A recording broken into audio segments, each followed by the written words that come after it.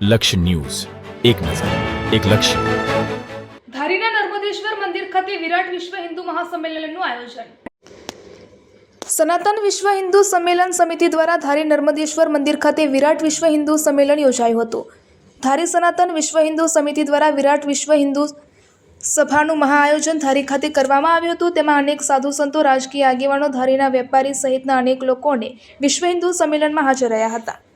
આ કાર્યક્રમનો મુખ્ય હેતુ આરએસએસ શાખાને 100 વર્ષ પૂર્ણ થતા હોય જેની ઉજવણીના ભાગરૂપે આ વિશ્વ હિન્દુ સંમેલન સભાનું આયોજન હાથ ધરવામાં આવ્યું હતું. અનેક સાધુ સંતોની પ્રેરક ઉપસ્થિતિ વચ્ચે દીપ પ્રાગટ્ય કરીને આ કાર્યક્રમ ખુલ્લો મૂકવામાં આવ્યો હતો. ધારીના તમામ વેપારીઓએ સ્વેચ્છાએ ધંધા રોજગાર બંધ રાખીને આ કાર્યક્રમમાં ખાસ હાજરી આપી હતી. સ્વદેશી વસ્તુઓ અપનાવી તેવી બાબતે વિગતવાર ચર્ચા કરવામાં આવી હતી. અરહમ ગ્રુપ દ્વારા કરુણા અભિયાન હેઠળ દરેક લોકોને ચકલી ઘર તેમજ નાના પક્ષીઓને ચણ માટે પ્લાસ્ટિકના ચબૂતરાનું વિતરણ પણ વિનામૂલ્યે કરવામાં આવ્યું હતું. આ વિરાટ વિશ્વ હિન્દુ સંમેલનમાં ધારી પોલીસ વિભાગ દ્વારા પૂરતો પોલીસ બંદોબસ્ત જાળવવામાં આવ્યો હતો. આ કાર્યક્રમ દરમિયાન મહિલાઓ પણ ખૂબ જ મોટા પ્રમાણમાં હાજર રહ્યા હતા. સનાતન સંસ્કૃતિ વિશે સંતો દ્વારા વિશેષ વાતચીત કરવામાં આવી હતી અને ખૂબ જ ઉત્સાહપૂર્વક અને સફળતાપૂર્વક આ કાર્યક્રમને પૂર્ણ કરવામાં આવ્યો હતો.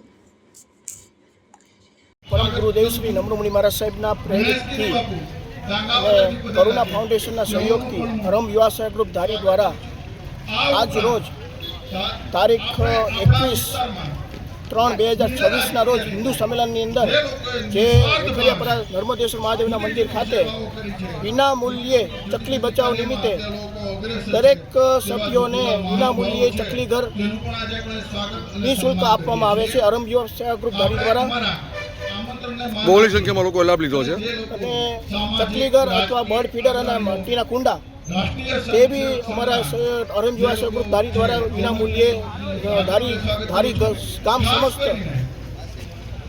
બધાને વિતરણ કરવામાં આવે છે.